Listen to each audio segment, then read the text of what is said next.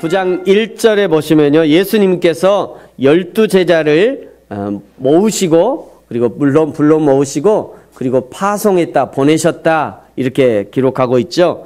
파송하신 목적이 2절에 나타나 있는데요, 2절에 보시면 하나님의 나라를 전파하고 또 앓는 자를 고치게 하려고 보내셨다, 이렇게 말씀하고 있습니다. 이 하나님의 나라를 전파하기 위해서, 그리고 앓는 자를 고치게 하기 위해서 1절에 보니까요, 모든 귀신들을 제어하며 병을 고치는 능력과 권위를 부어주셨다 말씀하고 있습니다. 이 땅에서 이 땅에서 그리스도인으로 부르시고 또 사명자로 부르시고 교회로 부르신 것 역시 동일한 목적이 있습니다. 하나님의 나라를 전파하기 위해 부르셨고요, 마음이 병든 자, 육신의 병든 자, 영혼의 병든 자를 고치고 치유하기 위해서 우리를 그리스도인과 교회로 불러주신 것입니다. 그러므로 그리스도인과 교회는 하나님의 나라를 전파하기에 주저함이 없어야 합니다. 병든 자를 고치는 일에 주저함이 없어야 돼요. 그렇다고 해서 누구든지 무조건 안수해서 다 고쳐내야 된다, 그런 얘기를 하는 것이 아니죠. 고치고 치유하는 것은 생명의 주관자이신 하나님의 영역이에요. 우리는 그렇게 하나님이 일하시도록 하나님이 일하실 그 믿음의 영역을 만들어 가야 되는 것입니다. 수요일에요, 소요리 문답을 계속 공부하고 있는데요, 소요리 문답 제1문은 사람의 제일 되는 목적이 무엇이냐, 이렇게 묻고 이렇게 대답합니다. 우리 같이 한번 읽어볼까요? 시작. 사람의 제일 되는 목적은 하나님을 영화롭게 하고 영원토록 하나님을 즐거워하는 것입니다. 사람의 제일 되는 목적은 하나님을 영화롭게 하고 영원토록 하나님을 즐거워하는 것이라고 말씀하고 있어요. 여기 하나님을 영화롭게, 어떻게 하면 하나님을 영화롭게 할 수 있는가? 내 삶의 모든 영역에서 하나님을 드러내는 것입니다. 가정에서 하나님이 우리 가정의 주인임을 드러내는 거예요. 일터에서 내가 하나님의 자녀이며 나와 함께 하시는 분이 여호와 하나님이심을 드러내고 증거하는 것입니다. 공부할 때도 이 공부를 통해 하나님이 부어주신 지혜로 공부하고 어떻게 하면 하나님을 위해 살 수 있는지를 연구하고 공부하는 거예요. 심지어 놀 때까지라도 말이죠. 휴식을 취할 때라도 주님의 영광을 위해서 놀아야죠. 주님의 영광을 위해서 먹고 마시고 쉬어야 하는 것입니다. 이것이 하나님이 우리를 만드신 목적이라는 거예요. 이 삶을 위해서 이미 우리에게 능력과 권위를 주신 것입니다. 우리가 그런 삶을 살고자 할 때, 그때 받는 능력과 권위가 아니라 처음에 우리를 그리스도인으로 부르실 때, 처음 우리를 교회로 부르실 때 이미 우리에게 주셨다는 것이에요. 이제 우리는 이 능력과 권위를 사용하면 되는 거예요. 믿음으로 선포하면서 사용하는 것입니다. 내가 그리스도임을 당당하게 드러내며 사용하는 거예요. 새벽에 동이 터오면 어둠이 물러가는 것처럼 하나님의 교회가 세워져 가는 곳에 죄와 사망의 권세가 물러나야 정상인 것입니다. 저에 불이 붙으면 어두운 방에 어둠의 권세가 물러가는 것처럼 그리스도인이 살아가는 곳에 거짓과 탐욕과 정욕의 어두움의 권세가 물러가는 것이 정상인 거예요. 그리스도인의 싸움이 바로 이 싸움인 것입니다. 어둠의 권세는 물러가기 싫어서 싸움을 우리에게 걸어와요. 우리는 그 어둠의 권세를 깨뜨리기 위해서 싸우는 것입니다. 에베소서 6장 12절 13절에 이렇게 말씀해요. 같이 한번 읽겠습니다. 시작. 우리의 씨름은 혈과 육을 상대하는 것이 아니요 통치자들과 권세들과 이 어둠의 세상 주관자들과 하늘에 있는 악의 영들을 상대함이라. 그러므로 하나님의 전신갑주를 취하라. 이는 악한 날에 너희가 능히 대적하고 모든 일을 행한 후에 서기 위함이라. 아멘. 이 악한 영들과의 싸움에 부름받은 사람들이 그리스도인이에요. 이 부르심에는 차별함이 없습니다. 이 부르심을 감당하면은 능력과 권위의 적고 많음의 차이가 있을 수가 없어요. 사용하는 만큼 능력이 발휘되지만, 그러나 사용하지 않으면 결코 발휘될 수 없는 능력과 권위인 것입니다. 저와 여러분이 이 그리스도인의 능력과 권위를 마음껏 사용함으로 하나님의 나라를 확장하고 질병과 악한 영에 붙들린 자들을 그리스도의 이름으로 치유하며 회복시키는 사역을 믿음으로 감당하는 저와 여러분이 되기를 축복합니다. 3절부터 이제 5절까지는요, 이 사역을 감당하기 위해서 필요한 필수 조건을 말씀하고 있어요. 자, 우리 3절, 4절, 5절 같이 한번 읽을까요? 시작. 이르시되 여행을 위하여 아무것도 가지지 말라. 지팡이나 배낭이나 양식이나 돈이나 두 벌 옷을 가지지 말며 어느 집에 들어가든지 거기서 머물다가 거기서 떠나라. 누구든지 너희를 영접하지 아니하거든 그 성에서 떠날 때 너희 발에서 먼지를 털어버려 그들에게 증거를 삼으라 하시니라. 아멘. 여러분, 운동장에서 달리기 하는 사람들을 보셨습니까? 제가 영상을 좀 준비했습니다. 운동장에서 달리기 하는 사람들. Barra really having to concentrate this face a different picture to that which we saw in the first couple of laps. 운동장에서 달리기 하는 사람들이 어떻게 하고 달리는지 잘 보세요, 여러분.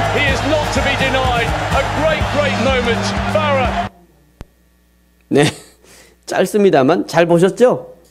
운동장에서 달리기 하는 이 선수들이요, 자기 몸을 가볍게 하기 위해서 반바지와 반팔과 티셔츠만 달랑 입고 뛰어요. 제가 어제 저 영상을 이렇게 검색하다가 독일에 아주 유명한 선수가 있더라고요. 독일의 유명한 선수. 이 뭔 선수냐면 마라톤을 하다가 이게 실례를 한 거예요. 뛰다가 마라톤을 하다가 갑자기 복통이 와가지고 뛰다가 그냥 뛰면서 그냥 실례를 한 거예요. 그래서 이 선수가 굉장히 유명한 선수인데요. 똥싼 마라토너. 굉장히 유명합니다. 똥싼 마라토너. 근데 나중에요, 이 사람이 이제 인터뷰를 했어요. 아니, 당신은 어쩌다가 전 세계 모든 사람들이 당신을 압니다. 똥싼 마라토너 창피하지 않습니까? 이렇게 얘기를 했대요. 그런데 이 사람의 말이 아주 기가 막혀요. 내가 그렇게 한 건 난 창피한 거 안다. 그런데 내가 그것 때문에 그 마라톤을 포기하면 나는 다음에 또 비슷한 일이 있으면 또 포기할 거다. 나는 영원히 포기할 거 말 거다.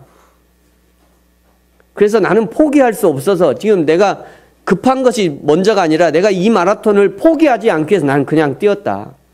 근데 실제로 이 사람이요, 그 다음 마라톤에서 뭐 계속 성적이 올라가요. 독일 대표 선수까지가 되고 마라톤에서 메달까지 땄어요. 그런 사람이 있더라고요. 제가 저거를 영상을 이렇게 하다가 그걸 이제 보게 됐어요.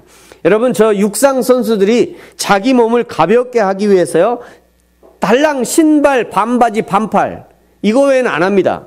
거추장스러워서 안 하는 거죠. 뛰기 위해서 안 하는 거예요. 다 제거하는 겁니다. 하나님께서 우리에게 주신 능력과 권위를 가지고 우리에게 주신 사명을 감당하기 위해서 어찌 보면 당연한 삶의 모습을 우리에게 요구하시는 거예요.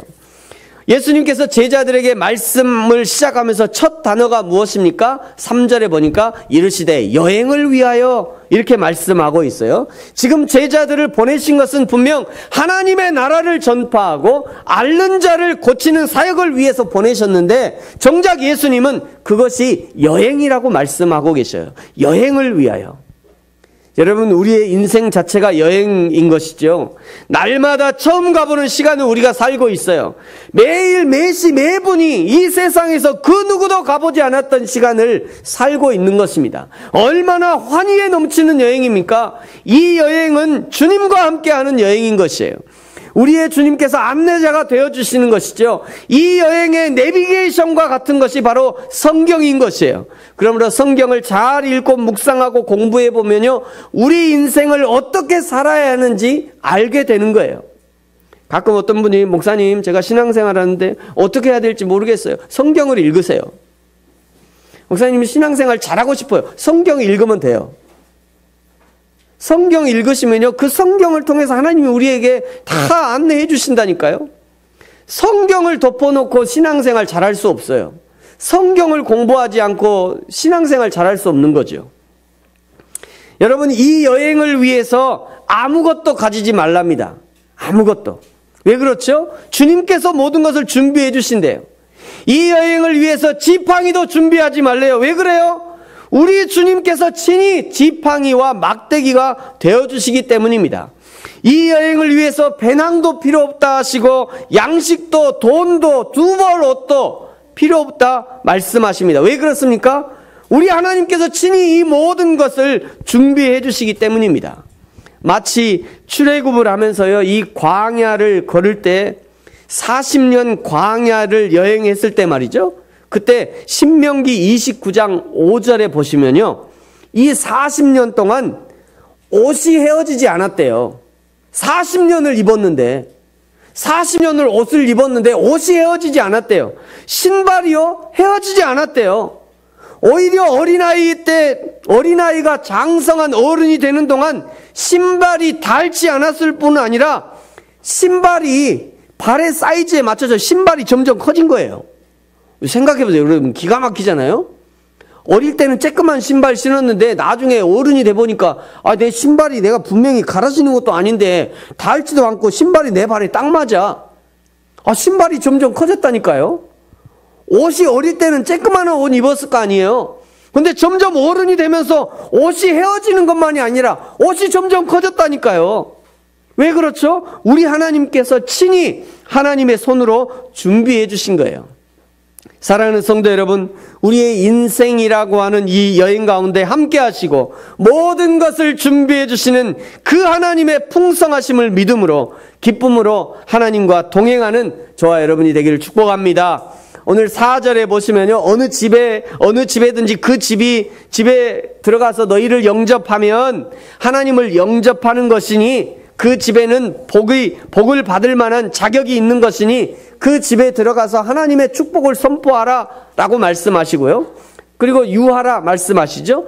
그리고 5절에 보니면요, 만약 어떤 집에 갔으나 영접하지 아니하거든, 그 사람이 너희를 영접하지 않으면 그저 그 집은 하나님의 축복을 받을 만한 집이 아니니 거기서 너희 발에 먼지를 털어서 그 집은 하나님의 축복을 거부하는 집으로 증거를 삼으라, 이렇게 말씀하고 있어요.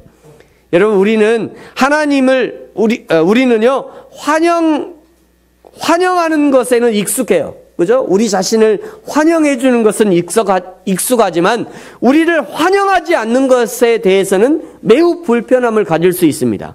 환영하지 않으면 마치 우리가 버려진 것 같은 느낌을 받기 때문인 거예요.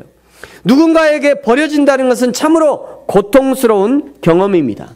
특별히 교회는 모든 것을 품어주고 모든 것을 용납해주고 모든 사람을 차별 없이 받아주어야 하는 곳이어야 한다고 생각하기 때문에 때로는 교회에서 자신을 품어주지 않는다고 느낄 때 매우 불편함을 느낄 수 있겠습니다. 여러분, 당연히 교회는 모든 것을 안아주고 품어주고 용납해줘야 해요. 마태복음 11장 28절에 예수님께서 이렇게 말씀하셔요. 수고하고 무거운 짐진 자들아 다 내게로 오라, 내가 너희를 쉬게 하리라. 수고하고 무거운 짐진 자들아 다 내게로 오라, 내가 너희를 쉬게 하리라 말씀하셨습니다. 이 예수님의 부르심에는 어떤 차별도 없고 어떤 조건도 없으며 이 부르심에는 나라와 시간과 장소의 제한도 없다는 것을 알고 있습니다. 이 예수님의 부르심에 응답하여 예수님께 나오는 사람들은 모두 다 예수님께서 주시는 평안과 사랑을 만끽할 수 있는 것이죠. 그래서 이 부르심을 받은 우리 모두, 세상 모든 사람들은 언제나 어디서든지 예수님께 갈 수 있어야 하고 반드시 가야 하는 것이죠. 그 예수님은요, 누구든지 다 우리를 받아주시는데, 그런데 여러분, 한 가지를 또 우리가 꼭 기억해야 돼요. 그게 뭐냐면 마태복음 22장의 말씀이에요. 마태복음 22장에 보면요, 혼인잔치에 예복을 입고 오지 않는 사람들에 대해서 예수님께서 말씀하시는 부분이에요. 우리 11절, 12절, 13절 같이 한번 읽을까요? 시작. 임금이 손님들을 보러 들어오실새 거기서 예복을 입지 않은 한 사람을 보고 이르되 친구여 어찌하여 예복을 입지 않고 여기 들어왔느냐 하니 그가 아무 말도 못하거늘 임금이 사원들에게 말하되 그 손발을 묶어 바깥 어두운 데에 내던지라. 거기서 슬피 울며 이를 갈게 되리라 하니라. 아멘. 예수님의 결정은요 매우 단호합니다. 이 예복을 입지 않은 사람들에 대해서, 예복을 입지 않고 지금 초청에 응해서 온 사람들에 대해서 예수님의 결정이 매우 단호해요. 그건 뭐죠? 그 손발을 묶어서 바깥 어두운 데 내던지라. 이것이 예수님의 결정이에요. 그러니까 위에서 말이죠, 수고하고 무거운 짐진 자들아 다 내게로 오라, 내가 너희를 쉬게 하리라.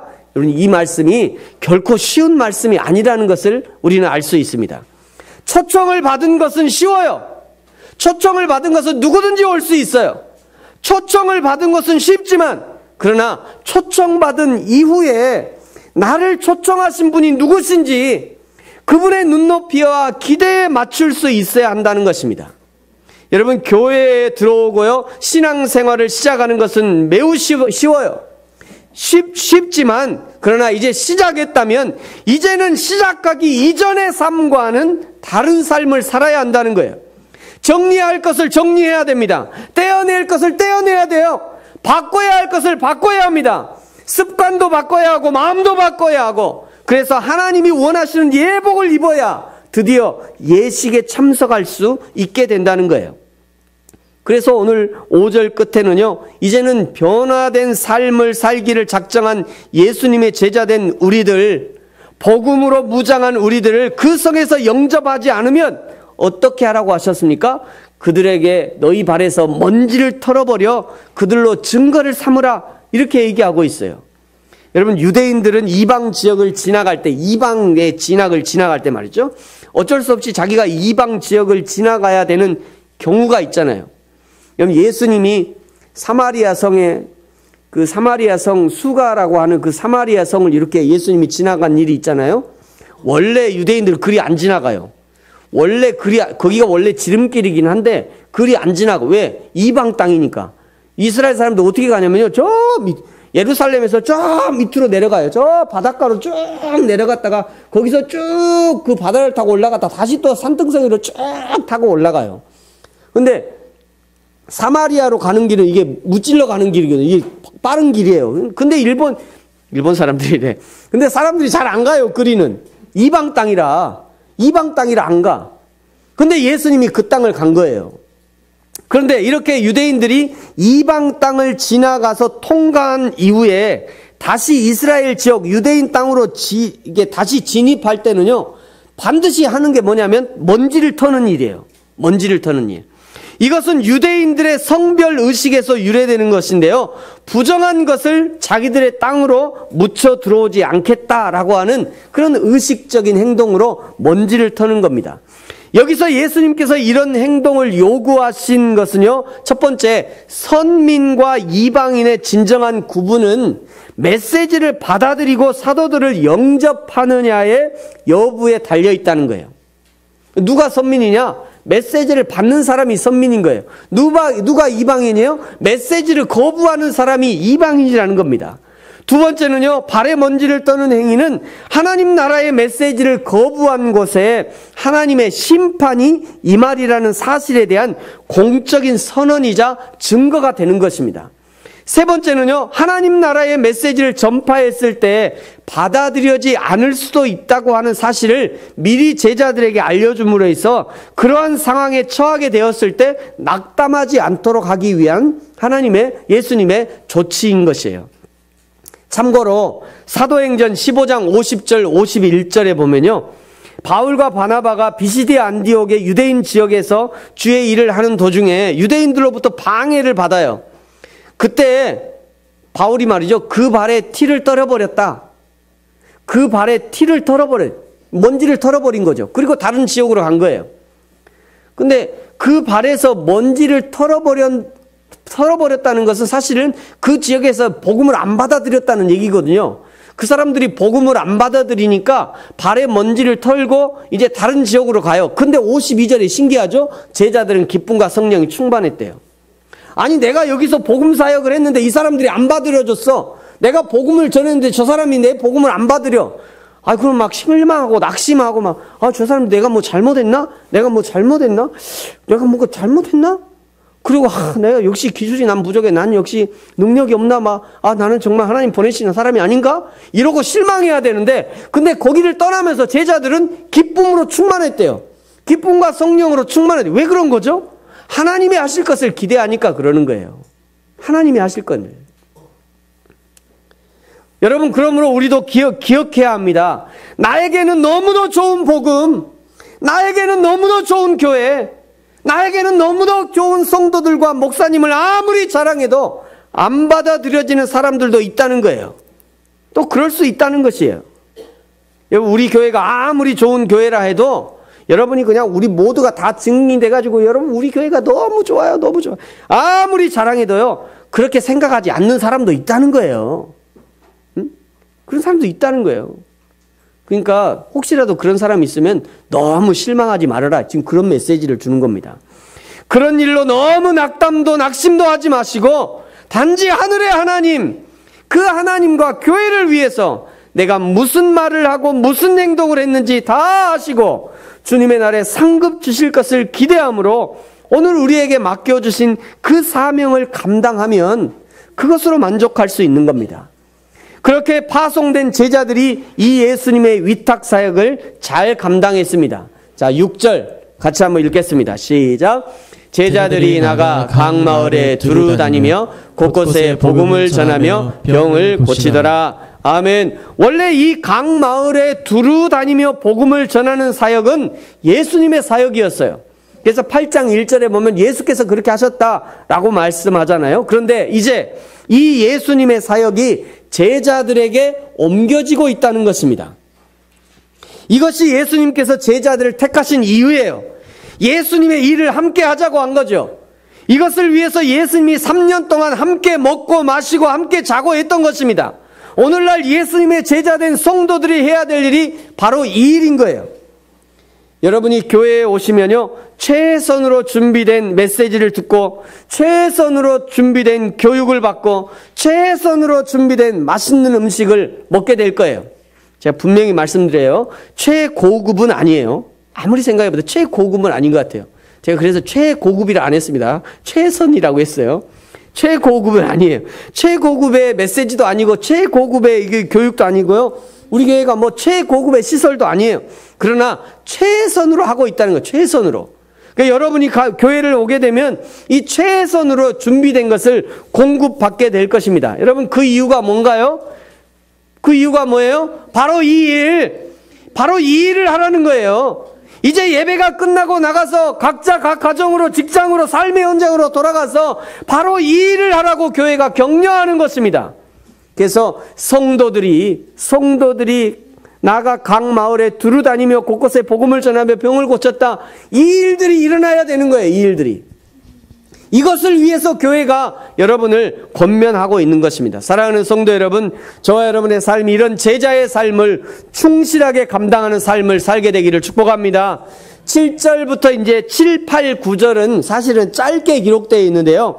7, 8, 9절은 예수님의 사역 그리고 제자들의 사역을 들으면서 놀란 헤롯에 대한 기록을 짧게 기록하고 있어요. 먼저 7절에 보시면 헤롯이 심히 당황했다 이렇게 기록하고 있죠. 왜냐하면 사람들이 예수님을 헤롯이 목을 베어서 죽인 헤롯이 목을 베어 죽인 그 요한이 분명히 죽었는데 사람들이 예수님을 보면서 그 요한이 살아났다 이렇게 얘기하는 거예요. 또 8절에 보니까요, 불수레와 불말을 타고 하늘로 올라간 엘리야가 다시 나타났다 이런 말도 하는 거예요. 또 어떤 사람은 옛 선지자 중에 한 사람이 살아났다 이런 말을 사람들이 하는 거예요. 이 소문이 그냥 웅성웅성 하는 거죠. 헤롯은 자신이 동생의 아내 제수씨를 자기 아내로 삼은 그 일을 책망한 요한을 그냥 목 베어서 죽여버렸는데, 그리고 이제 더 이상 요한이 떠들지 못하도록 그렇게 침묵시켰는데, 그러나 그 양심의 소리는 침묵시키지 못한 것입니다. 여러분, 복음의 역사는요, 어떤 사람에게는 기쁨의 소식이 돼요. 그러나 또 어떤 사람에게는 아주 나쁜 소식이 되기도 합니다. 하나님의 나라를 사모하고 헌신했던 사람들에게는 이 예수님의 나타나심은 기쁜 소식이 되는 것이지만, 그러나 자신만의 성을 쌓은 사람에게는 이제 이 성이 무너질 날이 가까이 왔으니 슬픈 소식이 되는 것입니다.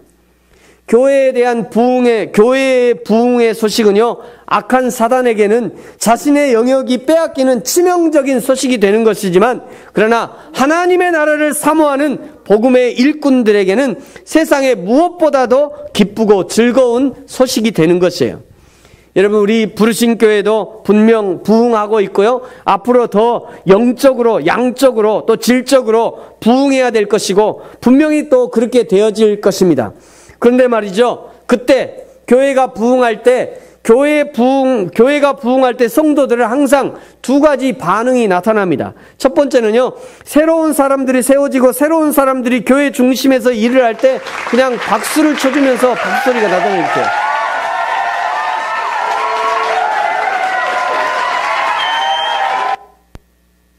네, 새로운 사람들이 앞에서 일하면 잘하신다고, 너무 잘하신다고, 너무 잘합니다, 네, 축복합니다, 잘해보세요, 네, 잘하고 있습니다, 막 이렇게 축복하고 격려하는 그러면서 힘을 실어주는 그런 반응이 있는가 하면, 한쪽에서는요, 은근히 질투와 저주를 하는 사람들이 있어요. 은근히 끌어내리려고 마음에 그런 충동이 일어난 사람도 있어요. 여러분, 이런 마음을 주의하셔야 돼요.